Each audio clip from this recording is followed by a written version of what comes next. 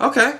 So an adaptation of a book I never liked, directed by a director I don't like, starring an actor I don't like, needlessly post-converted into a useless 3D format I don't like, used in a pretentious style I don't like, turned out to be a movie I really fucking liked. How did that happen? Big warm fuzzy secret hearts, cool monkey like you. Welcome back to Filmmaster Reviews. I'm Adam J. And in high school, I was forced to read a book called The Great Gatsby. Having already read The Catcher in the Rye, which was an ungodly, pretentious piece of shit, and I will forever worship South Park for properly condemning said piece of shit. Wait a second! The whole thing! I read the whole fucking thing! I kept thinking, alright, I guess the cool offensive stuff must be coming. And then after like 100 pages, I was like, alright, I guess all the dirty stuff is at the end. And then I got to the last page, and I was all, the fuck is this? I just read a book for nothing! I wasn't looking forward to reading it, but I did, and to be perfectly honest, I found it kind of boring. I remember just caring less and less the more I read on, and as a result, I just didn't like the book when I read it all those years ago. Simple as that. Also, while in high school, I was forced to sit down in class and watch Baz Luhrmann's version of Romeo and Juliet, which I maintain to this day sucks. I mean, I can give the guy some points for being creative with the story, but the Shakespeare dialogue being spoken in modern times by modern-like characters was annoying, out of place, and ultimately stupid. On top of that, the excessive overacting didn't help the film, and in fact just got on my nerves. Lastly, in 2002, during my freshman year, Spider-Man was released and starred Tobey Maguire. While I liked the film, I did not like Tobey Maguire in the role of Spider-Man. I actually think he sucked. Now, the reason I'm bringing these three events up is to point out to you all that my dislike for The Great Gatsby, Baz Luhrmann, and Tobey Maguire all started around the same time. So when I heard that a film adaptation of The Great Gatsby was being directed by Baz Luhrmann and would star Tobey Maguire as Nick Carraway, I wasn't too thrilled. I was perfectly willing to just steer clear of this film from the get-go. I mean, this just seemed like a clear no-brainer.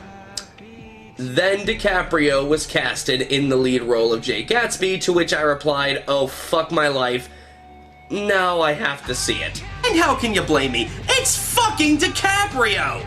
He's one of my all-time favorite actors. I mean, can you think of one bad movie this man has ever done? Okay, you know what, yeah, I'll give you that one. That was pretty bad, but well, in his defense, he wasn't originally casted in that, so okay, you know, from a technical standpoint, that film isn't that bad. Okay, seriously, my editor is totally fired. Alright, so he's made bad movies, but ever since Gangs of New York came out, this actor has pulled in some of the best performances I have ever seen. He nailed it as Frank Abagnale Jr., nailed it as J. Edgar, and as Howard Hughes, so I had no doubts in my mind that he would nail it as Gatsby. I didn't like the book in high school, but I figured if anyone could make me give a shit, it would be DiCaprio. So I went in not expecting much out of anything but DiCaprio, and I ended up with so much more. The Great Gatsby was a damn good movie. Not great by any means, but certainly very good. The Great Gatsby stars Tobey Maguire as Nick Carraway, as he recalls the story of how he met Jay Gatsby, played by Leo DiCaprio, and how the two of them became close friends. As the story goes on, we come to find out that Nick's cousin Daisy has been the object of Gatsby's affections for years, and that Jay Gatsby has been throwing party after party, hoping against hope that Daisy would just walk in one day. It appears that they had a relationship years ago before Gatsby went to fight in the war. However, over time, Daisy ended up marrying rich asshole Tom Buchanan, played wonderfully in the film by Joel Edgerton, and forgot about Gatsby. Eventually, Gatsby is reunited with Daisy, kicking off a story about love, betrayal, and the corruption of the American dream. Okay, let me just say that this is Baz Luhrmann's best film by far. I've already said that I didn't like his rendition of Romeo and Juliet, but I didn't like Moulin Rouge or Australia either. Moulin Rouge because it was incredibly pretentious and focused more on style than substance, and Australia just because it was fucking boring. But with The Great Gatsby, Baz Luhrmann seems to have found a perfect balance of style and substance. Both are handled well, neither one ever overshadows the other, and that is rare in films like this. Usually, especially in Baz Luhrmann's movies, the style overpowers the substance, or in other cases, there is all substance and not enough style. The Great Gatsby finds that balance, and it was something I really appreciated. Yeah, to all the critics out there who are calling this film style over substance, have you seen Moulin Rouge lately? That film is the fucking textbook definition of style over substance. I was surprised at how much Baz Luhrmann was able to tone it down in this film. The actors all do a very good job. Everyone plays their parts perfectly. Let me just talk about Tobey Maguire for a moment. Here's an actor who always acts stoic and boring in his other films, and for I'd say the first act of this film, that's what he does, and it was irritating me. But as the film progresses, he gets better and shows a lot of emotional range. He grows with the character, and by the third act, he is phenomenal. I was speechless. I never thought I'd ever see this actor show any range, and I finally got that. So yeah, good job, Toby. As Nick Carraway, we see the position he's put into, having to adjust to the world he knows nothing about, and the situation with Gatsby and his cousin Daisy obviously doesn't make things better for him. Joel Edgerton was casted perfectly as asshole millionaire Tom Buchanan. I think any other actor would have just played this guy in a really dumb, over-the-top way, like, for example, Richard Roxburgh in Moulin Rouge. Satine will be mine. It's not that I'm a jealous man.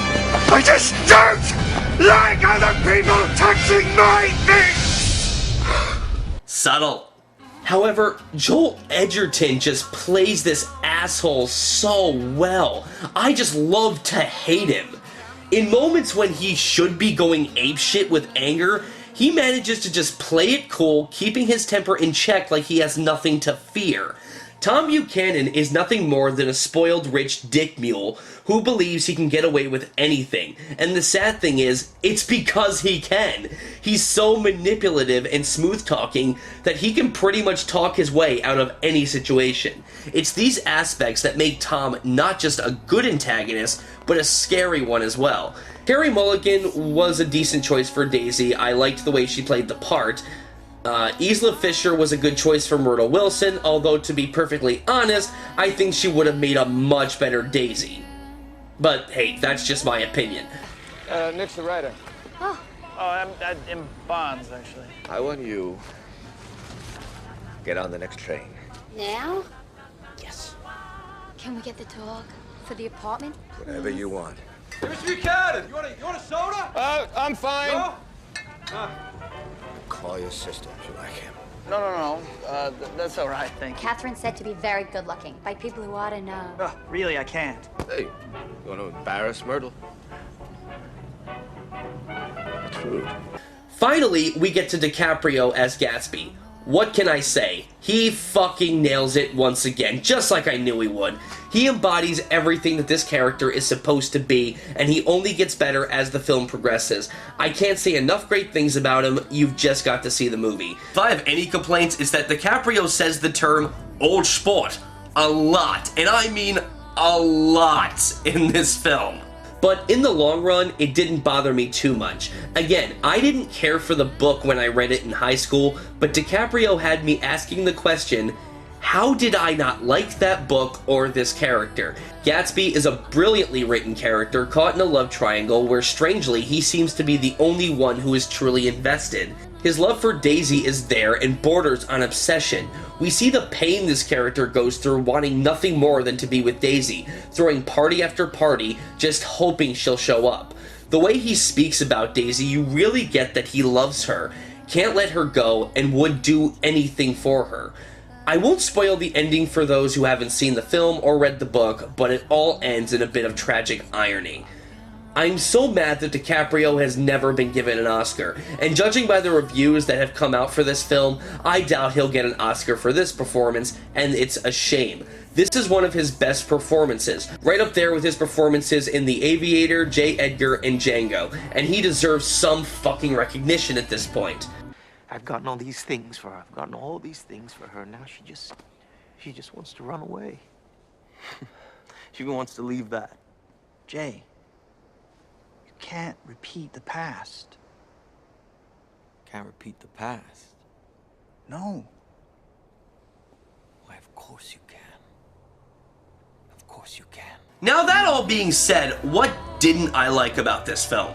Well, I have some gripes with it. Again, I appreciate that Baz Luhrmann toned down his style for the film in favor of substance. However, I didn't like some of the music choices made for the film, especially having 4 people in a car dancing and singing along with a Jay-Z song. I have nothing against Jay-Z. He's a very talented artist. I have nothing but the utmost respect for him.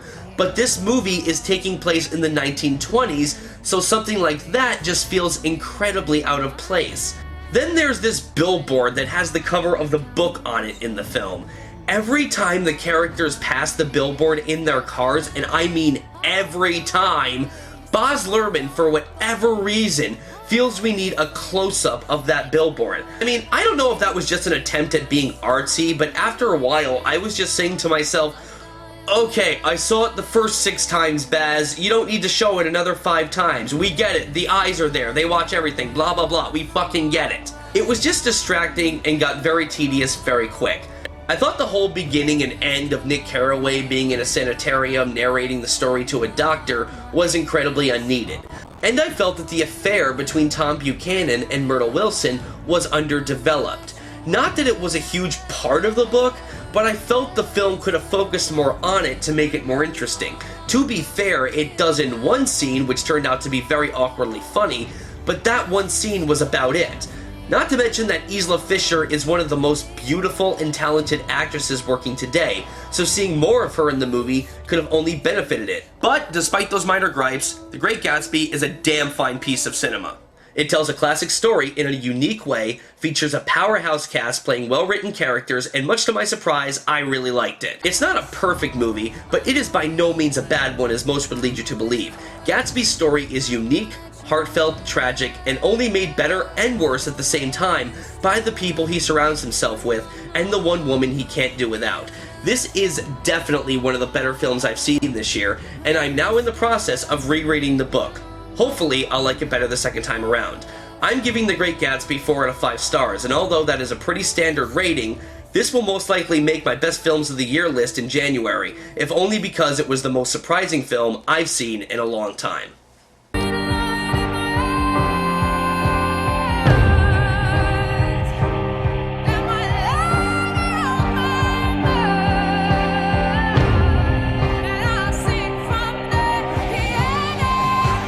It had gone beyond her. It had gone beyond everything.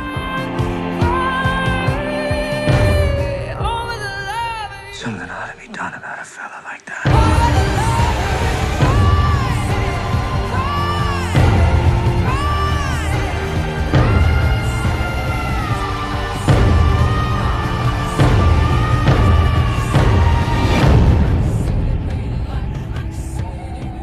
My life has got to be like this. It's got to keep going on.